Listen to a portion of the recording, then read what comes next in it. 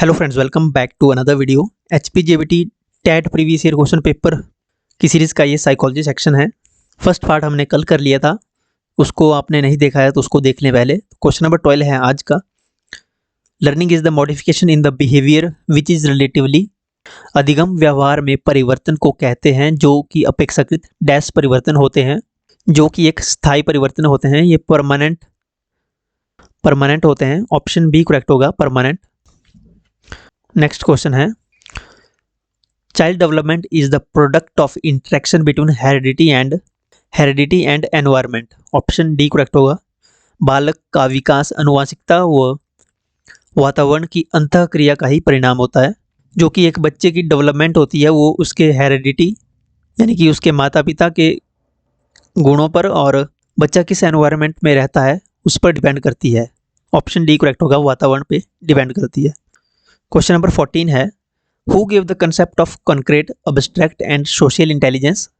मूर्त, अमूर्त और सामाजिक बुद्धि का संप्रत्य किसके द्वारा दिया गया था? तो ये संप्रत्य दिया गया था थॉर्नडाइक के द्वारा। थॉर्नडाइक की है थॉर्नडाइक्स मल्टीफैक्टर थ्योरी। आप नाम याद रखें, थॉर्नडाइक्स मल्टीफैक्टर थ्योरी के नाम से जाना जाता है इसको। जिसमें उन्होंने कहा था कि मूर्त, अमूर्त और सामाजिक बुद्धि का संप्रत्यय होता है। स्किनर ने दी है ऑपरेंट कंडीशनिंग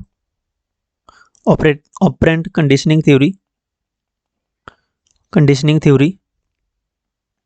थॉर्नडाइक ने एक तो मल्टीफैक्टर थ्योरी, और थॉर्नडाइक की एक और थ्योरी है थ्योरी ऑफ स्टिमुलस रिस्पॉन्स। इसको एसआर थ्योरी के नाम से जाना जाता है। ट्रायल एंड एरर मेथड के नाम से भी जाना जाता है। अगर हिंदी में बोलें तो प्रयास और त्रुटि का सिद्धांत थॉर्नडाइक ने दिया। संयोजनवाद का सिद्धांत अगर पूछ जाए वो भी थॉर्नडाइक ने दिया। उद्दीपक अनुक्रिया का सिद्धांत पूछ लिया जाए थॉर्नडाइक ही होगा। अधिगम का बंध सिद्धांत भी थॉर्नडाइक के द्वारा। संबंधवाद का सिद्धांत पूछा जाए वो भी थॉर्नडाइक के द्वारा। स्किनर के द्वारा कौन सा सिद्धांत दिया गया था? स्किनर के द्वारा दिया गया था operant conditioning, which is also known as instrumental conditioning. Okay, इसको आरएस थ्योरी के नाम से भी जाना जाता है। आरएस थ्योरी के नाम से क्यों जाना जाता है? क्योंकि इसमें पहले रिस्पॉन्स आता है फिर बाद में स्टिमुलस मिलता है। ओके, स्टर्न ने दिया था, जो ऑप्शन में दिया है स्टर्न, यहाँ से भी इंपॉर्टेंट क्वेश्चन बनता है। स्टर्न ने क्या दिया था? फॉर्मूला दिया था आईक्यू का फॉर्मूला दिया था, mental age upon chronological as, ये दिया था स्टर्न के द्वारा। टर्मन ने क्या किया? इस फॉर्मूले को मॉडिफाई कर दिया। इसने क्या कहा? Mental age upon chronological age into 100 से निकलेगा आईक्यू का फॉर्मूला। ओके, ये इसको मॉडिफाई किया था टर्मन ने। कॉन्सेप्ट दिया था आईक्यू का, mental age upon chronological as का जो है ये फॉर्मूला था, ये दिया था स्टर्न ने, मॉडिफाई किया टर्मन ने। स्किनर ने दिया ऑपरेंट कंडीशनिंग थ्योरी, जिसको रिस्पॉन्स स्टिमुलस थ्योरी भी कहा जाता है। थॉर्नडाइक ने मल्टीफैक्टर थ्योरी दी, और इसने एसआर थ्योरी भी दी थी थॉर्नडाइक ने, स्टिमुलस रिस्पॉन्स थ्योरी, जिसको ट्रायल एंड एरर मेथड भी कहा जाता है। तो यहाँ से काफ़ी इंपॉर्टेंट फैक्ट्स आपको जानने को मिले। वीडियो को लाइक शेयर जरूर करें। नेक्स्ट क्वेश्चन है question number 15, when two opposing motivations arise at the same time and want their satisfaction at the same time is called. जब दो विरोधी प्रेरणाएं एक समय में उत्पन्न हो जाएं, तथा एक समय में ही वो उनकी संतुष्टि चाहें तो उसे क्या कहते हैं? तो उसे कहते हैं कॉन्फ्लिक्ट हो जाता है दोनों के बीच, द्वंद्व। ऑप्शन बी करेक्ट होगा। क्वेश्चन नंबर 16 है, कौन सा व्यक्तित्व परीक्षण नहीं है? तो साइमन बिनेट स्केल जो है ये पर्सनैलिटी टेस्ट नहीं है, ये इंटेलिजेंस टेस्ट है। तो ऑप्शन डी करेक्ट होगा। TAT ये पर्सनैलिटी टेस्ट है। APF क्वेश्चनियर ये भी पर्सनैलिटी टेस्ट है। रोसा परीक्षण जो है, रोसस टेस्ट है, ये भी पर्सनैलिटी टेस्ट है। लेकिन जो साइमन बिनेट टेस्ट है ये पर्सनैलिटी टेस्ट नहीं था, ये साइकोलॉजिकली इंटेलिजेंस टेस्ट था, IQ टेस्ट करने के लिए। ओके, क्वेश्चन नंबर 17 है, मनोसामाजिक विकास का सिद्धांत किसने दिया? Who gave the theory of psychosocial development. तो एरिक्सन ने साइकोसोशियल डेवलपमेंट थ्योरी दी। ऑप्शन सी करेक्ट होगा। इन्होंने 8 स्टेजेस दी थी साइकोसोशियल डेवलपमेंट की। Okay, 8 stages. सिगमंड फ्राइड का क्या है? साइकोसेक्सुअल थ्योरी सिगमंड फ्राइड की, जिसमें इड, ईगो, सुपर ईगो आप पढ़ते हैं। साइको सोशियल थ्योरी दी थी एरिक्सन ने, साइकोसेक्सुअल थ्योरी दी थी फ्रॉइड ने। क्वेश्चन नंबर 18 है, भारत में सर्वप्रथम मनोविज्ञान की प्रयोगशाला कब स्थापित हुई? When was the first psychological lab established in India? तो 1916 में सबसे पहले साइकोलॉजिकल लैब एस्टेब्लिश हुई थी भारत में। ऑप्शन बी करेक्ट होगा। और ये कहाँ खोली गई थी? तो ये कोलकाता में खोली गई थी, कोलकाता में, कोलकाता विश्वविद्यालय में। ओके, 1916 में। और वर्ड्स फर्स्ट लैब कहाँ खोली गई थी? साइकोलॉजिकल लैब, ये जर्मनी में, जर्मनी में। किसके द्वारा? विलियम वुंट के द्वारा, वुंट के द्वारा। ओके, विलियम वुंट के द्वारा, जर्मनी में। क्वेश्चन नंबर 19 है, child centred education was advocated by which of the following thinker? बाल केंद्रित शिक्षा, चाइल्ड सेंटर्ड एजुकेशन का समर्थन निम्नलिखित में से किस विचारक द्वारा किया गया था? तो ये क्वेश्चन बहुत इंपॉर्टेंट है और ये समर्थन सबसे पहले किया था, बाल केंद्रित शिक्षा का समर्थन, चाइल्ड सेंटर्ड एजुकेशन का समर्थन किया था जॉन डीवी ने। ऑप्शन डी करेक्ट होगा। जॉन डीवी के द्वारा सबसे पहले समर्थन किया गया था चाइल्ड सेंटर्ड एजुकेशन का। क्वेश्चन नंबर 20 है, Piaget's which stage is related to abstract and logical thinking? तो जीन पियाजे की फॉर्मल ऑपरेशनल स्टेज रिलेटेड है अब्स्ट्रैक्ट एंड लॉजिकल थिंकिंग से। अब जीन पियाजे ने 4 स्टेजेस दी थी चाइल्ड डेवलपमेंट की। चाइल्ड की जो कॉग्निटिव मेंटल डेवलपमेंट होती है, कॉग्निटिव डेवलपमेंट, इसकी 4 स्टेजेस बताई हैं। सेंसरी मोटर 0 से 2 साल तक, प्री ऑपरेशनल स्टेज 2 से 6 वर्ष तक, या 2 से 7 भी बोल सकते हैं आप, फॉर्मल ऑपरेशनल 7 से, इसके बाद थर्ड है कंक्रीट ऑपरेशनल, ये है 7 से 11 तक, और फोर्थ है फॉर्मल ऑपरेशनल 11 से आगे तक। ओके, फॉर्मल ऑपरेशनल स्टेज तो यहाँ पे सीरियल वाइज नहीं दिया है। तो फर्स्ट है सेंसरी मोटर, दूसरी है concrete operational, pre operational, third है कंक्रीट ऑपरेशनल एंड फोर्थ है फॉर्मल ऑपरेशनल। ये first, second, third and fourth. बच्चा जो है स्टार्ट करता है अब्स्ट्रैक्ट थिंकिंग, यानी कि अमूर्त चिंतन करना, अमूर्त और तार्किक चिंतन करना शुरू करता है, अमूर्त चीज़ों के बारे में सोचना शुरू करता है वो फॉर्मल स्टेज में, औपचारिक संक्रियात्मक अवस्था में। लेकिन वो मूर्त ऑब्जेक्ट्स के बारे में, यानी कंक्रीट ऑब्जेक्ट्स के बारे में सोचना शुरू कर देता है लॉजिकली कंक्रीट ऑपरेशनल स्टेज में ही। ओके, थर्ड स्टेज में। लेकिन अमूर्त क्रियाओं के बारे में, अमूर्त अब्स्ट्रैक्ट थिंकिंग के बारे में सोचना शुरू करता है वो फॉर्मल ऑपरेशनल में, और मूर्त में कंक्रीट ऑपरेशनल में सोचना शुरू कर देता है। ओके, ये फर्क है इनमें। क्वेश्चन नंबर 21, 16 साल का एक बच्चा बुद्धिलब्धि परीक्षण में 75 प्राप्त करता है, उसकी मानसिक आयु क्या होगी? A child 16 years old scores 75 in IQ test, his mental age will be, formula क्या होता है? Mental age upon chronological age into 100। किसने दिया है? टर्मन ने, टर्मन के द्वारा ये फॉर्मूला दिया गया था, इंटू 100। मेंटल एज कितनी है? मेंटल एज हमने फाइंड आउट करनी है, तो मेंटल एज हमारे पास नहीं दी है। क्रोनोलॉजिकल एज कितनी दी गई है? 16 ईयर्स इंटू 100, स्कोर आया 75।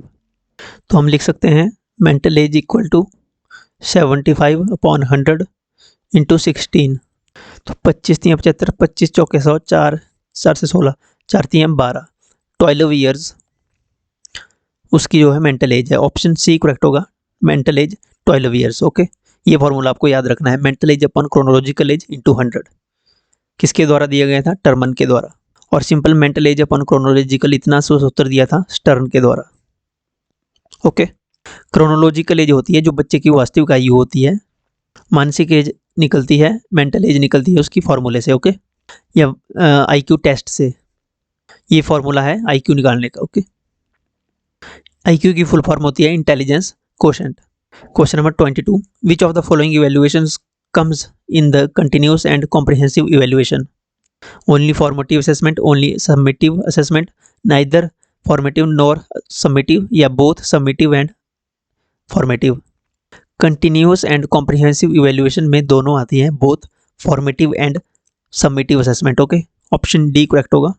क्वेश्चन नंबर 13 है, प्रतिभाशाली विद्यार्थी का गुण होता है सामान्य बुद्धि का अधिक प्रयोग करते हैं, विषय वस्तु को समझने में विश्वास रखते हैं प्रतिभाशाली बच्चे, मौलिक चिंतन करने की प्रवृत्ति होती है, टेंडेंसी टू अब्स्ट्रैक्ट थिंकिंग करते हैं, वो मौलिक चिंतन करते हैं। बिल्कुल करेक्ट है, तो सभी ऑप्शन करेक्ट हैं। तो उपरोक्त सभी होगा इसमें, सभी ऑप्शन ठीक हैं, all of the above. Option D correct है। क्वेश्चन नंबर 24 है, निम्नलिखित में से कौन सी समाजीकरण की एक प्रमुख संस्था है? Which of the following is the primary agency of socialization? Computer, बिल्कुल गलत। पॉलिटिकल पार्टीज नहीं है। प्राइमरी एजेंसी कहा है, प्राथमिक समाजीकरण की प्रमुख संस्था। Heredity, family. तो प्राइमरी सोशलाइजेशन एजेंसी होती है फैमिली। बच्चा सबसे पहले परिवार से सीखता है और फैमिली में भी सबसे पहले मदर। ओके, मदर के बाद आती है फैमिली, अदर फैमिली, और फैमिली के बाद हमारी society. Okay, society, school, environment, जो उनका आस पड़ोस होता है। तो यहाँ पे फैमिली, ऑप्शन डी करेक्ट होगा। क्वेश्चन नंबर 25 है, एक शिक्षिका अपने शिक्षार्थियों के लिए विभिन्न अधिगम शैलियों को ध्यान में रखते हुए विभिन्न प्रकार के कार्यों का उपयोग करती है, वह प्रभावित है। एक शिक्षिका क्या करती है? अपने विद्यार्थियों के लिए विभिन्न अधिगम शैलियों को ध्यान में रखते हुए विभिन्न प्रकार के कार्यों का उपयोग करती है। तो वह किससे प्रभावित है? आपको उस साइकोलॉजिस्ट का नाम बताना है। वाइगत्स्की का सामाजिक संस्कृति सिद्धांत, कोहलबर्ग का नैतिक सिद्धांत, या गार्डनर का बहुबुद्धि सिद्धांत। वो विभिन्न प्रकार के कार्यों का उपयोग करती है। विभिन्न प्रकार के कार्यों का जब उपयोग करती है तो वो गार्डनर के बहुबुद्धि सिद्धांत से इन्फ्लुएंस्ड है, अब प्रभावित है। ऑप्शन ए करेक्ट होगा। अब इस क्वेश्चन से आपको बहुत कुछ सीखने को मिल सकता है। तो गार्डनर का सिद्धांत था बहुबुद्धि सिद्धांत, कोहलबर्ग का नैतिक सिद्धांत, यहाँ से आप याद रखें। वाइगोत्स्की का सामाजिक संस्कृति सिद्धांत। ओके, इस क्वेश्चन में जो फॉर्मूला यूज किया है उसने, तो गार्डनर का बुद्धि लब्धि सिद्धांत से वो इन्फ्लुएंस्ड है। ऑप्शन ए करेक्ट होगा यहाँ पे। गार्डनर ने कहा था कि इंडिविजुअल में बहुत से टाइप की बुद्धि होती है, दिमाग होता है। कईयों में मैथमेटिकली स्ट्रांग होते हैं, उनका मेंटल जो है दिमाग मैथमेटिकली करेक्ट होता है ज़्यादा, या कुछ लिंग्विस्टिक इंटेलिजेंस होती है कईयों में लॉजिकल इंटेलिजेंस ज़्यादा होती है, कईयों में म्यूजिकल इंटेलिजेंस होती है, म्यूजिक के रिगार्डिंग, कई इंटरपर्सनल इंटेलिजेंस होती है, कईयों में लॉजिकल एबिलिटी होती है। तो इस प्रकार की डिफरेंट काइंड की इंटेलिजेंस पाई जाती है लोगों में। क्वेश्चन नंबर 26 है, जीन पियाजे का बाल विकास का सिद्धांत किस विकास पर आधारित है? On which development is Jean पियाजे theory of child development is based? Jean पियाजे की थ्योरी किस सिद्धांत पर आधारित है? जीन पियाजे का संज्ञानात्मक सिद्धांत, कॉग्निटिव डेवलपमेंट, बौद्धिक डेवलपमेंट पे उसकी आधारित है, संज्ञानात्मक विकास पे। ऑप्शन बी करेक्ट होगा। क्वेश्चन नंबर 27, विकास एक फिलिंग द ब्लैंक्स प्रक्रिया है। Development is the filling the blanks process, limited, continuous, positive, general. कौन सी प्रोसेस है? जो विकास है वो लगातार चलने वाली प्रोसेस है। तो ऑप्शन कौन सा होगा इसमें करेक्ट? कौन सी प्रोसेस है आपको कमेंट सेक्शन में बताना है। ओके, बिल्कुल इजी क्वेश्चन है ये। क्वेश्चन नंबर 28 है, मौके पर घट रहे व्यवहारों को उसी क्रम में लिखना डैश कहलाता है? To write down the behaviour that happens on the spot in that order is called. तो वो कहलाता है नरेटिव, विवरणात्मक कथाएं, नरेटिव कहलाता है वो। ऑप्शन सी करेक्ट होगा। क्वेश्चन नंबर 29 है, प्रयोग फिलिंग द ब्लैंक्स के परीक्षण की एक विधि है। Experiment is the method of testing hypothesis, परिकल्पना के परीक्षण, प्रयोग परिकल्पना के परीक्षण की एक विधि है। Experiment is a method of hypothesis. Option B correct होगा इसमें। और लास्ट क्वेश्चन है, विद्यार्थी अधिगम की प्रक्रियाएं वो सीखने की परिस्थितियां मुख्य पहलू हैं। The learner, the learning process and the learning situations are the main aspects of education psychology. Option D correct होगा। मनोविज्ञान के ये एस्पेक्ट हैं, पहलू हैं, the learner, the learning process and the learning situations. 3 aspect हैं, learner, learning process and learning situations. Education psychology के ये पहलू हैं, एस्पेक्ट्स है। तो that's it for today's video. I hope आपको वीडियो अच्छी लगी होगी। अगर आपको वीडियो अच्छी लगी है तो वीडियो को लाइक, शेयर, कमेंट जरूर करें।